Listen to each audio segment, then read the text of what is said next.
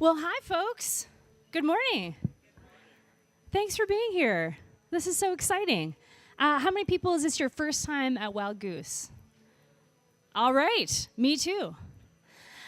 So my name is Pam Rocker, and I'm so glad to be here today. I'm a faith leader and a queer activist based out of Calgary, Alberta, Canada. And I'm also a queer feminist ukulele comedy musician. So I'm at the top of my genre in Canada. And so I have a couple songs for you, and then I'm going to talk. Or I have one song I'm going to talk, and then I'll do another song. And I'm so glad to be with you today, talking about the bubbles that we find ourselves in, how we get in and out of them, and a little bit about my story, being a missionary and then not, and then a little bit about the work that I do today. So thank you so much for being here. And I'm so excited for exploring together, and then happy to talk with you after and learn a little bit about you as well. So thanks for being here. I'm going to start off with one of the songs that is most requested, especially with the crowds that I usually play for, and it really speaks to basically the whole theme of my talk, which is speaking against sort of the toxic things that we've been told about who we are, who we're allowed to love, and where we're going to go when this part of our life is over. I've borrowed the melody from someone that you may know. His name is Johnny Cash. And I've borrowed it. I think he's fine with it. And June Carter Cash, too. Let's give them both credit. And basically, it is, you'll know what it is. It's called Gay Lake of Fire.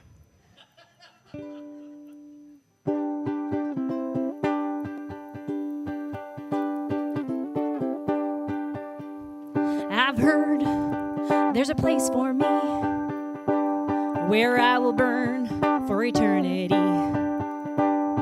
punished for my wild desires, straight into the gay lake of fire. I fell into the gay lake fire. I went down, down, down. My hair got higher and higher, and there's glitter everywhere. Gay lake of fire, gay lake of fire. The taste of death is sweet. Ellen's on my karaoke team. My tan has never looked so great. Neil Patrick Harris is my roommate.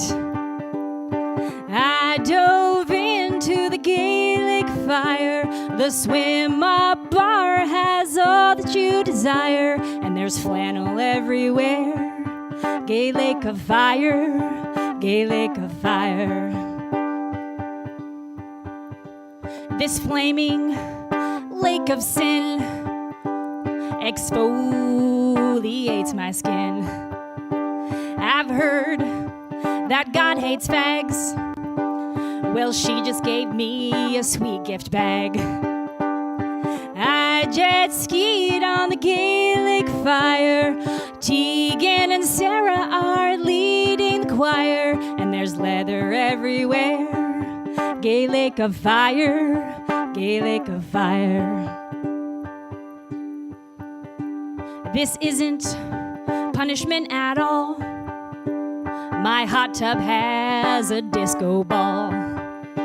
If being gay is such a sin, I think you all should jump right in and join me in the gay lake fire. A rainbow towel is all that you require, and we'll burn, burn, burn. Gay lake of fire, gay lake of fire. Sing it with me. And we'll burn, burn, burn. Gay lake of fire, gay lake of fire.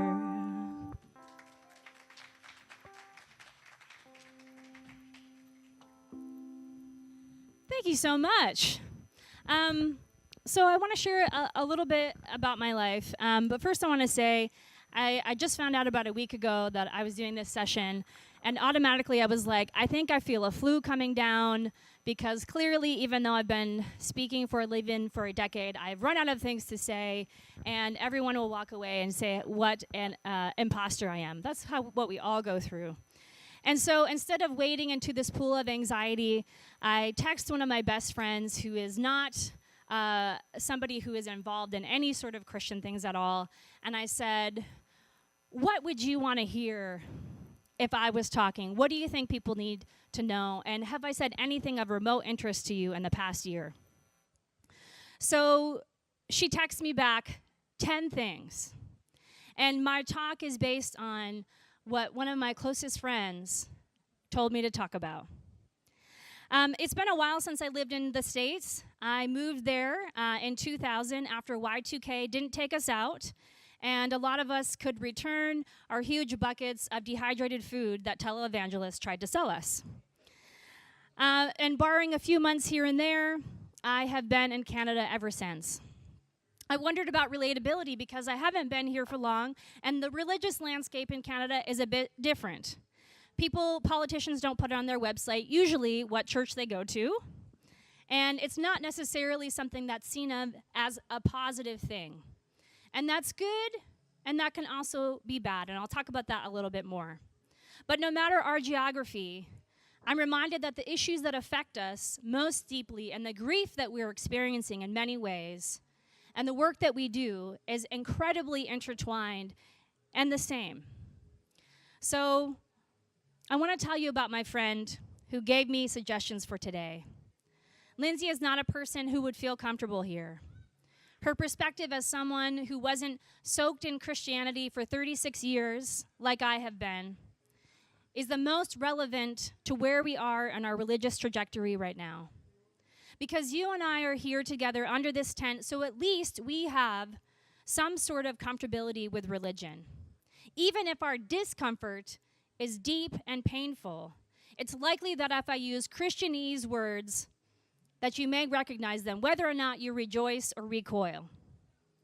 But perhaps like you, my heart is with the folks who aren't here, or those who have rarely experienced anything even remotely liberating about religion or religious people.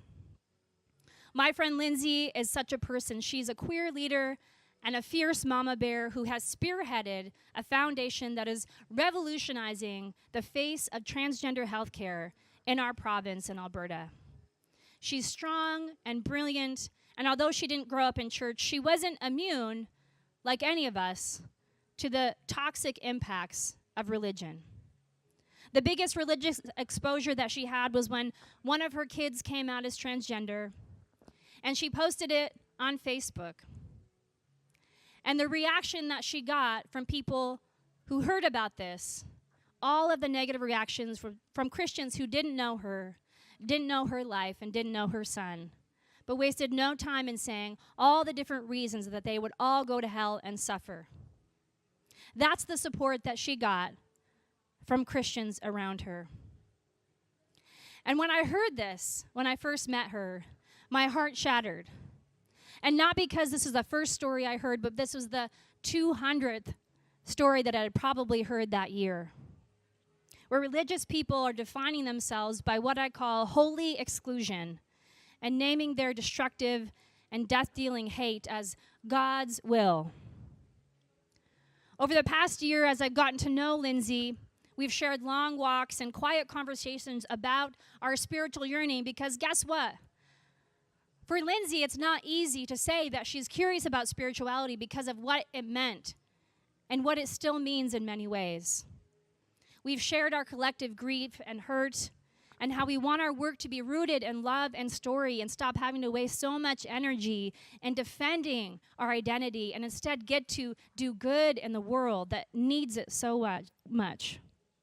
I've shared with her that sometimes I loathe having any religious name after the comma in my business card, no matter how affirming or inclusive it might be. But I just can't quit it. Not yet. Because our yearning for a meaningful, compassionate, and active spiritual life, however we define that, is never going to go away.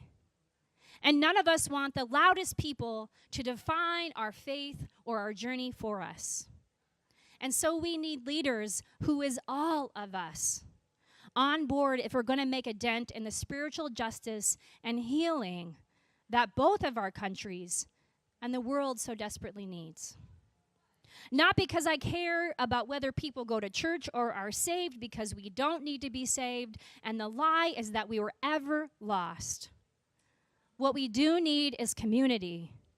We're living in an age of social pseudo-connection that is making us more lonely than ever.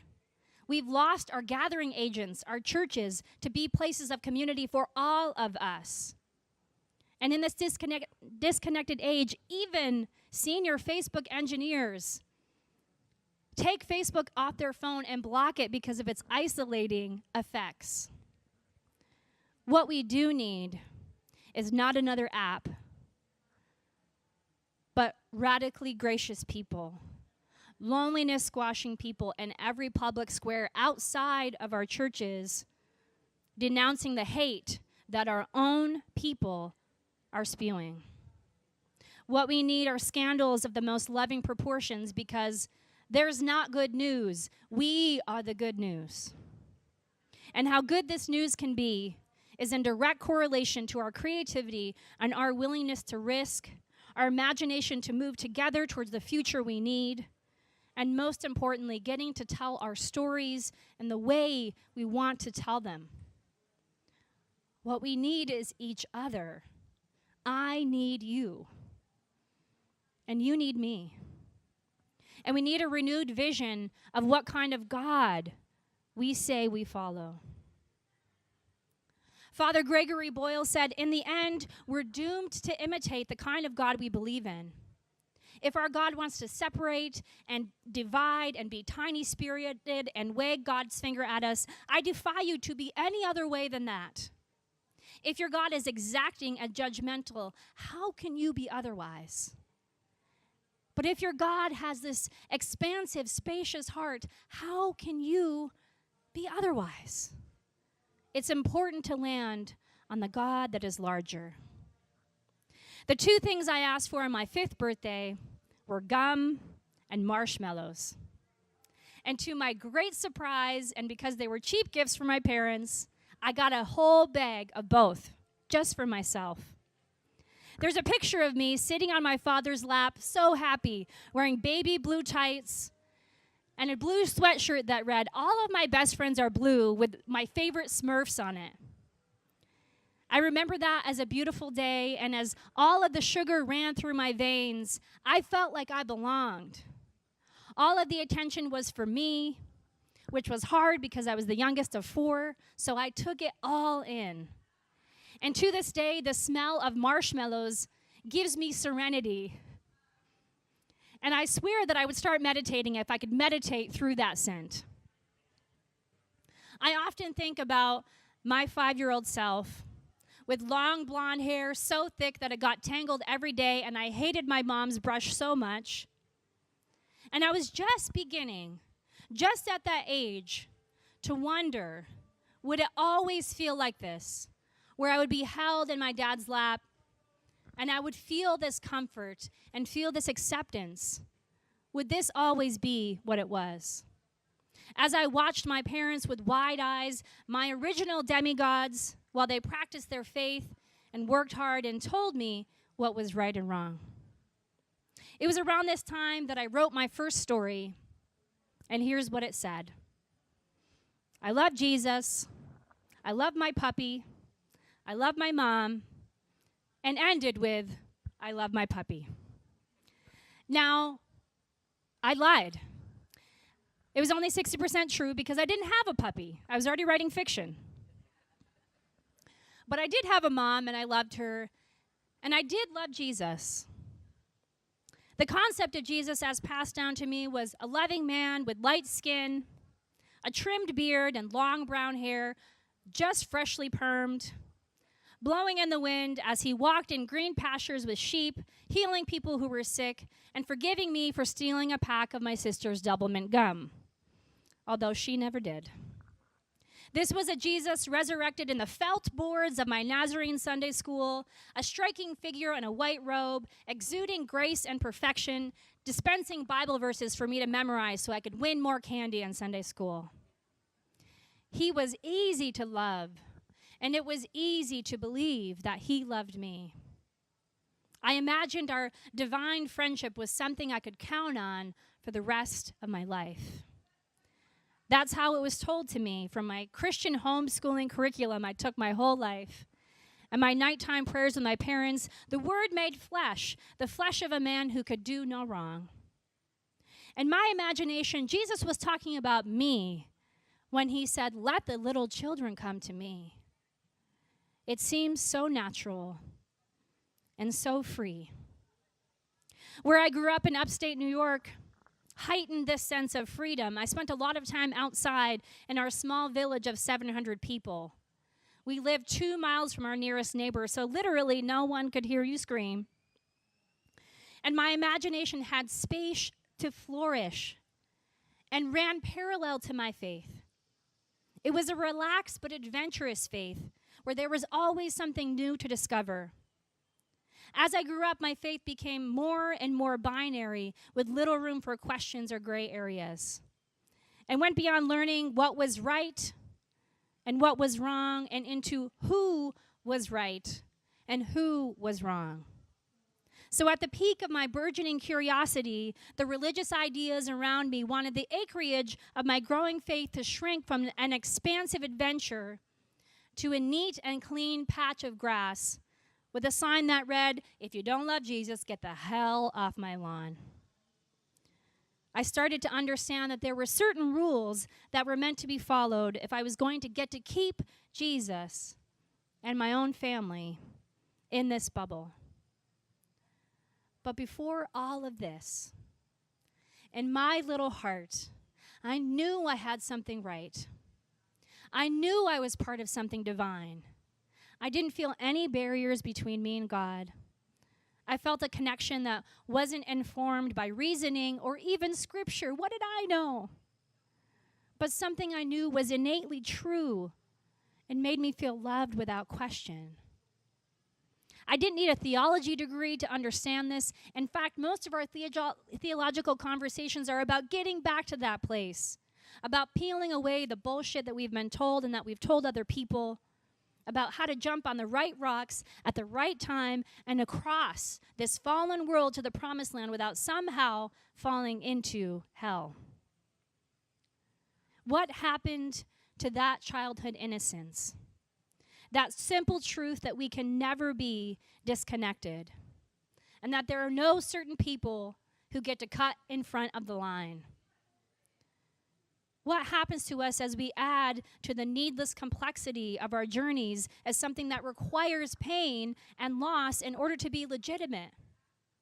When did holiness start to mean suffering that is not born out of empathy or love or sacrifice for others, but out of deep shame?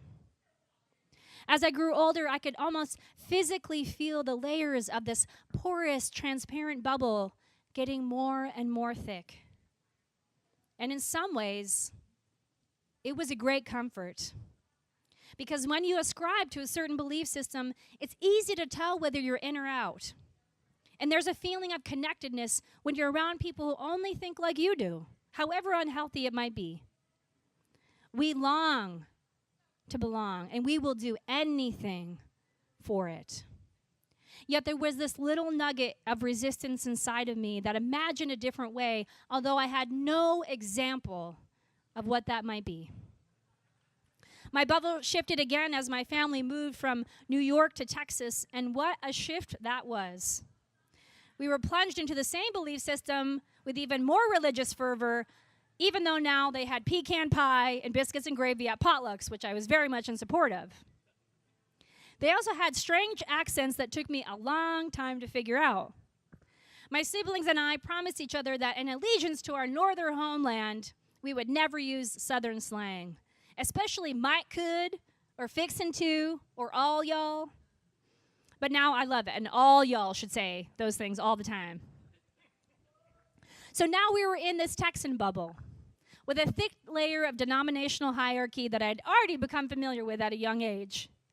When we were Nazarenes, that was the only way. Jesus was a Nazarene, need I say more?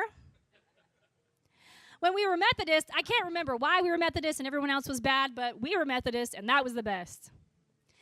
And then finally, when we were Baptist, that was like Coke. This is the real thing now. We settled in and we had to start fresh, relying more on our religious institutions to provide the relationships and support that our extended family could no longer offer us. And sometimes that's the trap.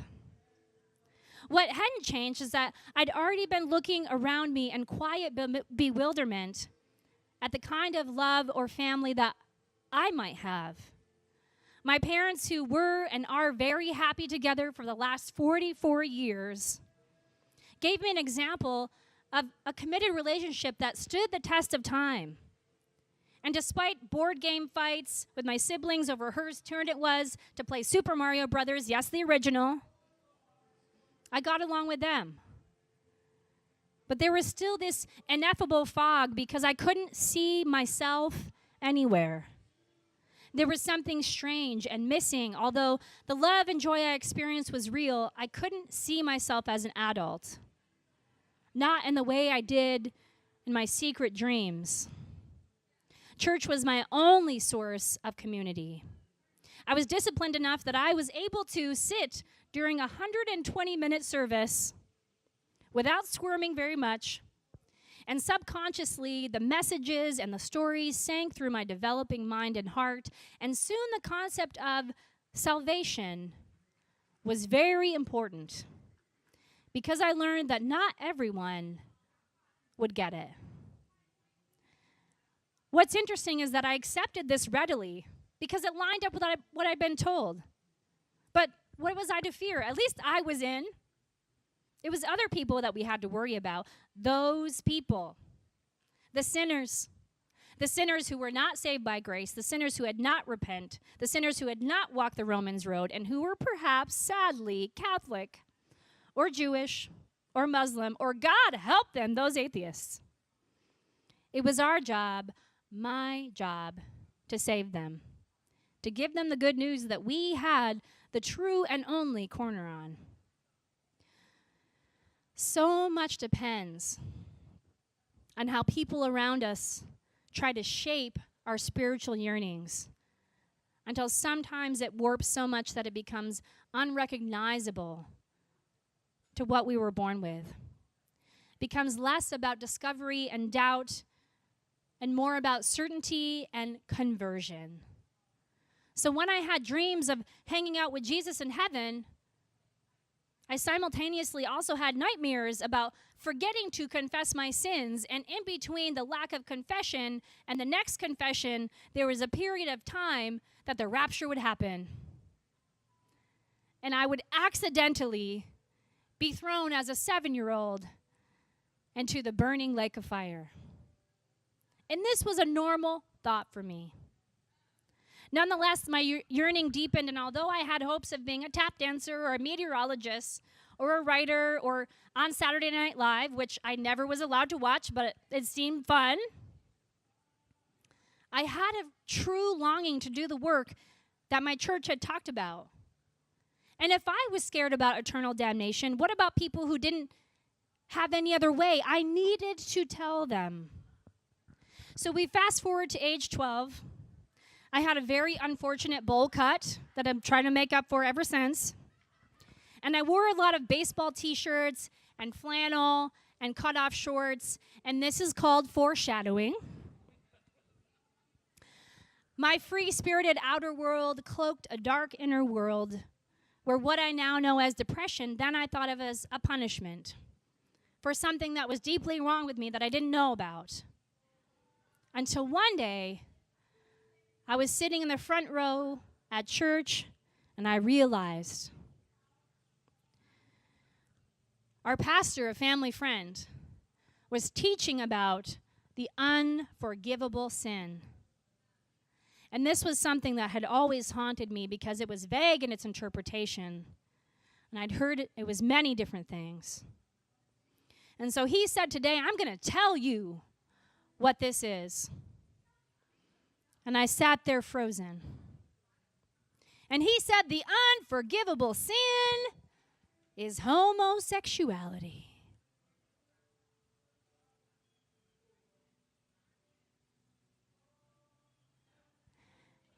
Then he explained what it was.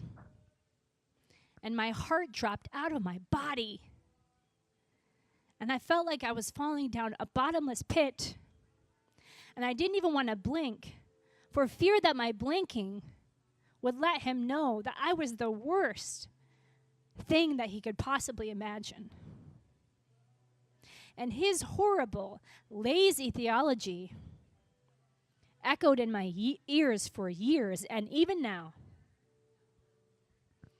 So this is where my carefree vision of an easygoing, permed Jesus walking down the beach, holding me, making one set of footprints in the sand, started cracking.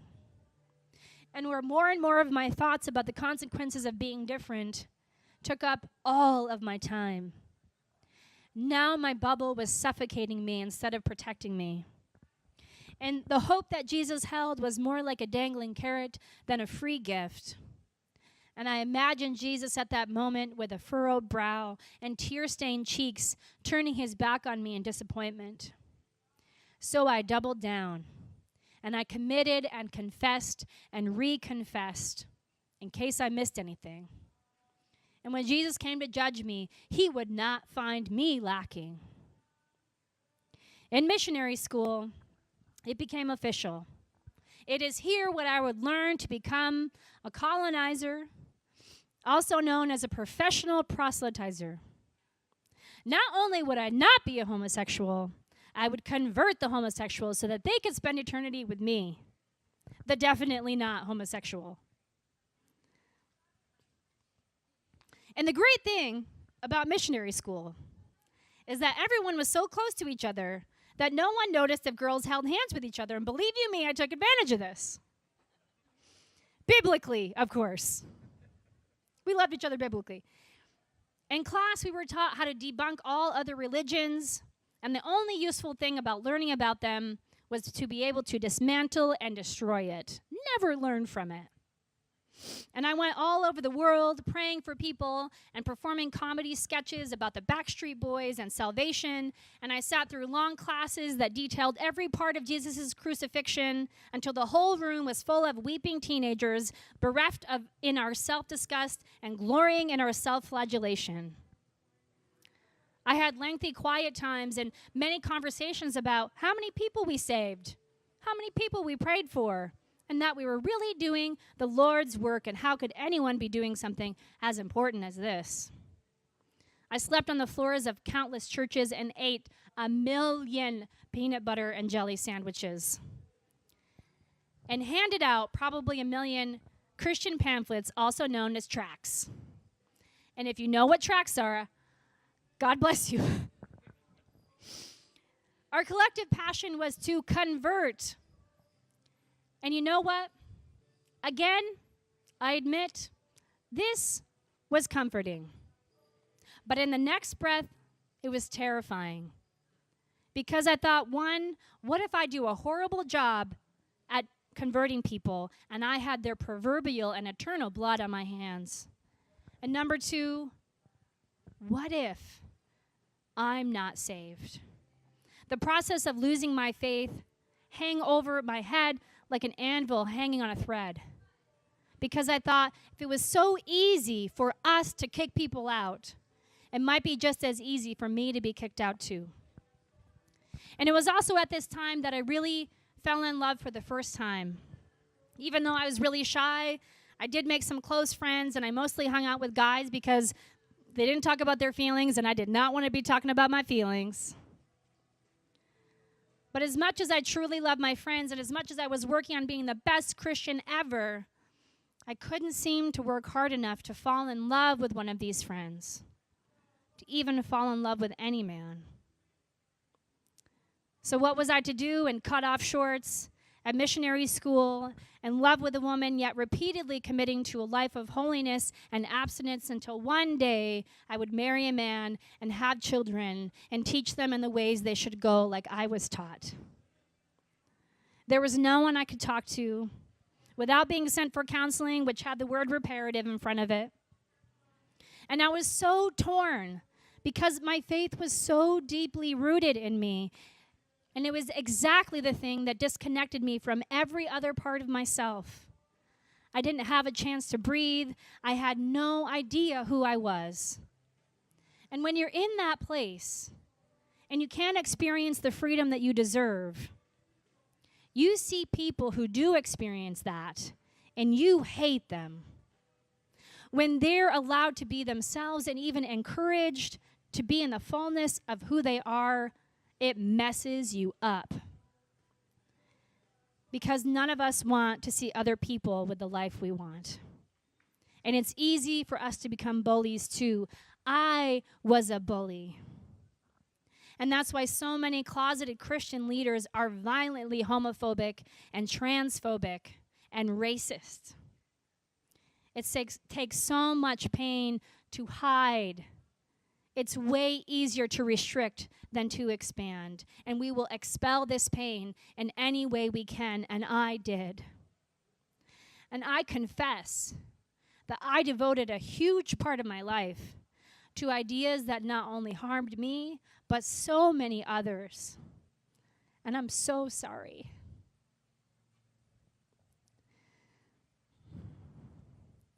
I was in this bubble of self-loathing. And by now, the Jesus of my childhood was so faint that I could barely remember the comfort of hearing stories about his life. Was I the one sheep he would leave the 99 to rescue? Or was I the goat in the sheep go to heaven, goats go to hell bedtime story?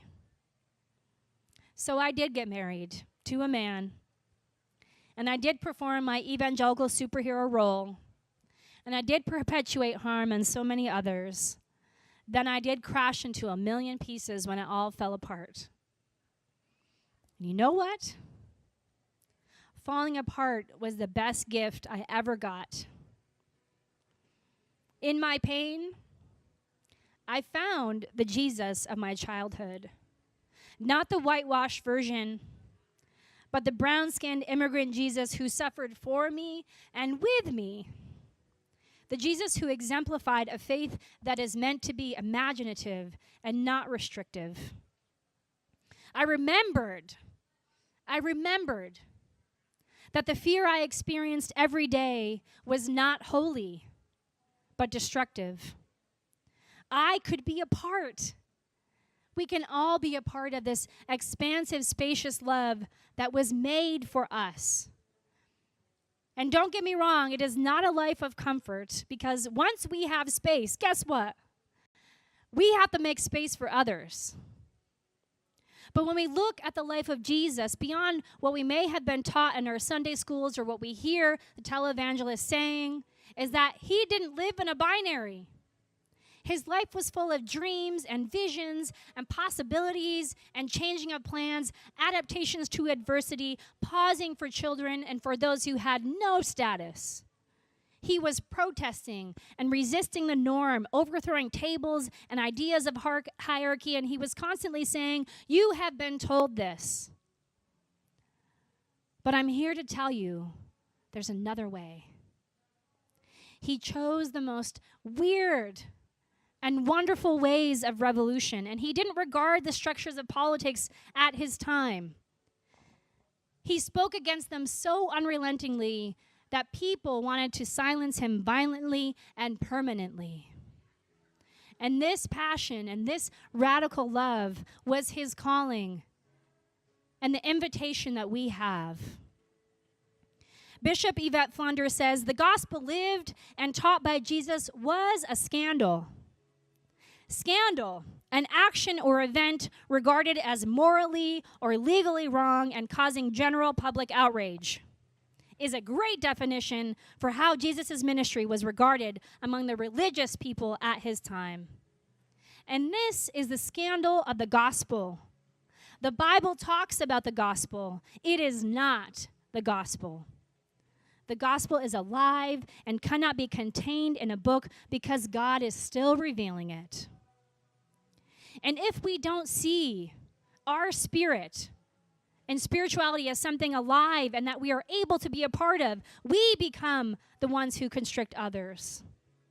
Again, the Bible talks about, but is not the gospel. The gospel, the revelation of Christ is a verb. It's happening right now. And we are all a part of it.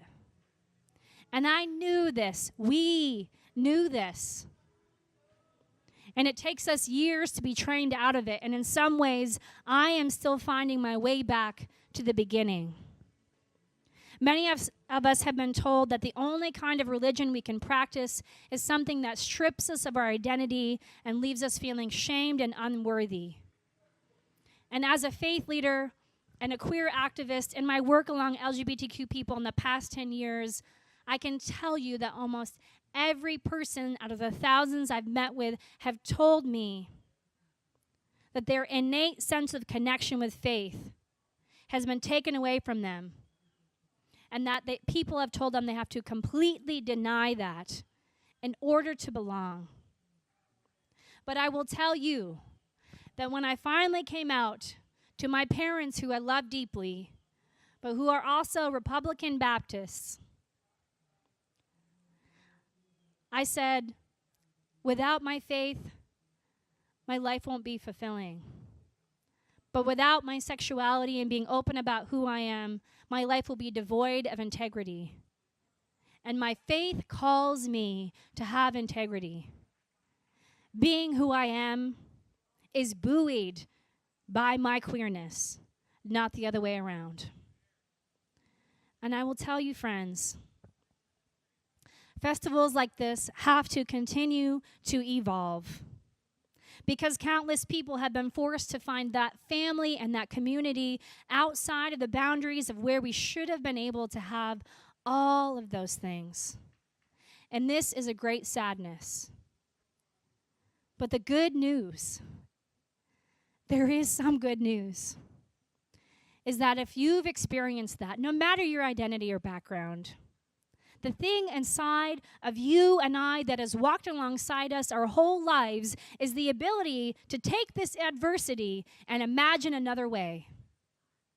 People who are not seen as normative have the best things to offer, because we have seen that some parts of the world do not hold space for us.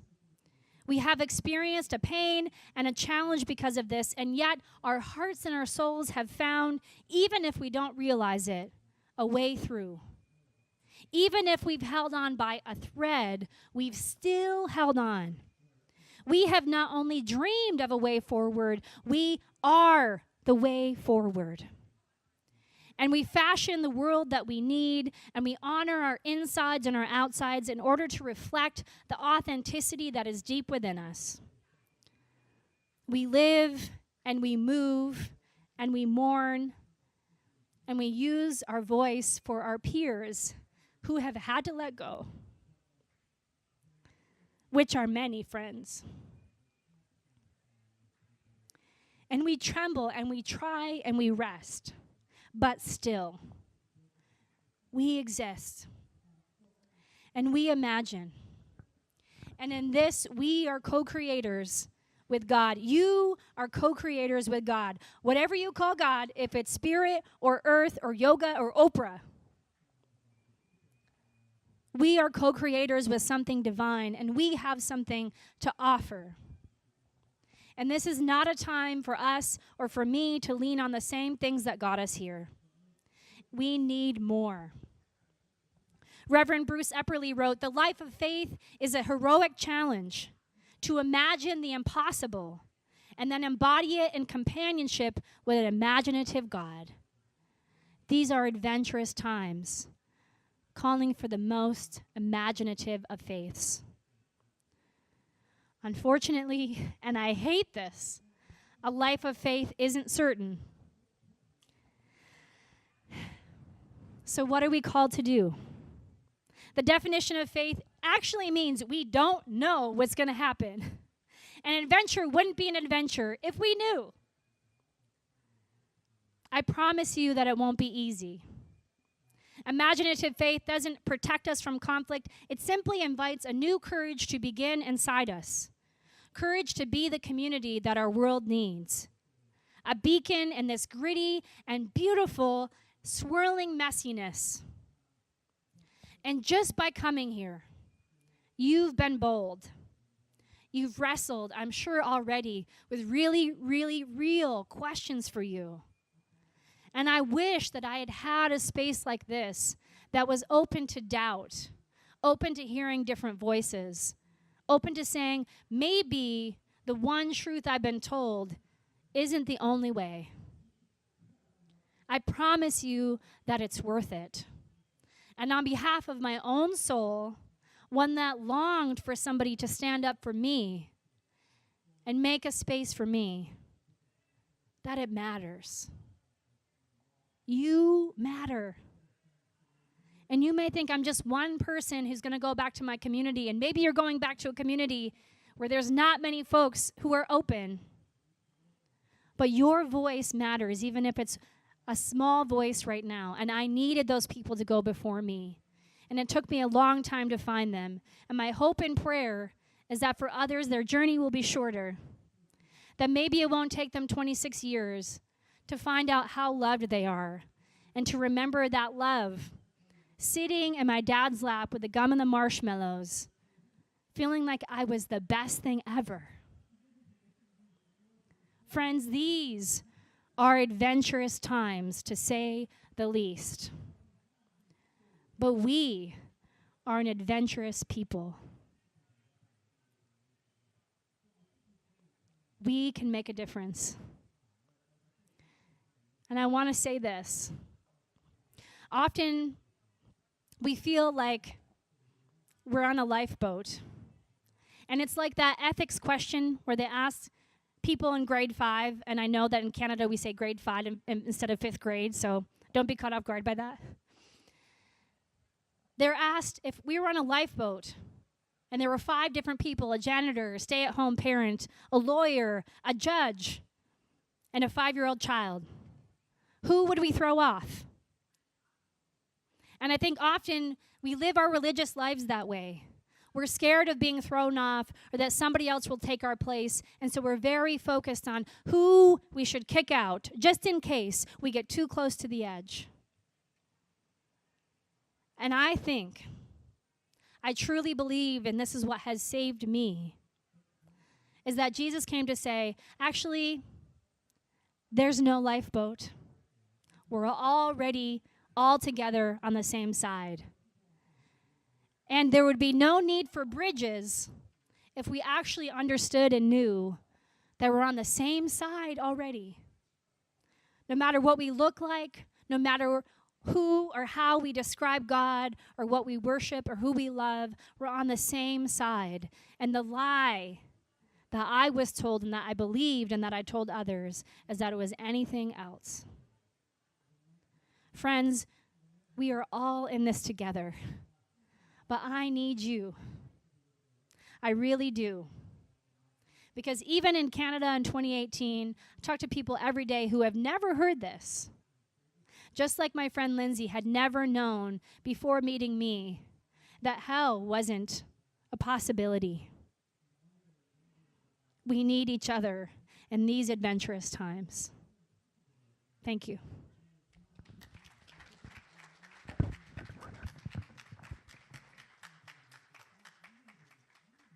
I have time to do one more song. How do you feel about that?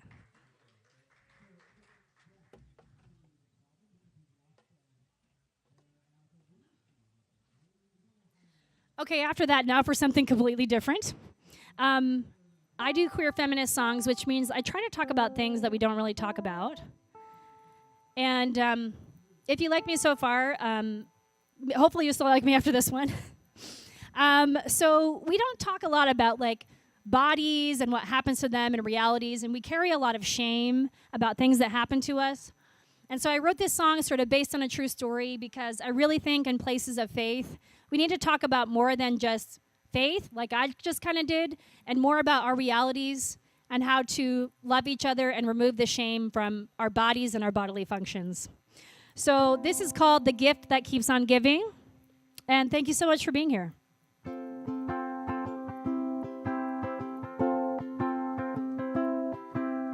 I'm all tucked in, warm and tight. Don't think I'll sleep tonight. Tomorrow there's presents and family and food. This year I've been good. The clock strikes 12, I close my eyes, feel a tickle between my thighs, run to the bathroom, I can't believe, got my first period on Christmas Eve. The gift under the tree was my puberty. Now I have to ask Dad to go get me some pads. The rumors weren't true. This stuff ain't blue. It's like Rudolph's nose all over my clothes. My stocking is hung on the chimney with care. Relatives are sleeping everywhere. Will they see me? Will they know? I got my amp flow. My cramps are burning, I could roast chestnuts on my uterus. I'd trade all my presents for some Aleve. Who gets their period on Christmas Eve? The gift under the tree was my puberty. Now I have to ask Mom for a box of tampons. I've stuffed a turkey, now I have to stuff me. It's my Christmas vacation. Can't I pause this menstruation? Didn't get an iPad Air, but a lump of coal in my underwear. If this means I'm growing up, then fuck growing up. Thanks for nothing, Santa Claus. Next year bring me menopause. I'll trade your milk and cookies for my period on Christmas Eve. The gift under the tree will now come monthly, but I'll get a free pass to miss my gym class. Call the code red, I'm in over my head. Gotta hang on, cross my legs until dawn. Could I trade my adolescence for a bit of frankincense? How can Christmas lights be shining while I shed my uterine lining? The gift under the tree doesn't come with a receipt, but I have no fear, it only lasts 50 more years. Fuck. I'm Pam Rocker. Thanks for having me.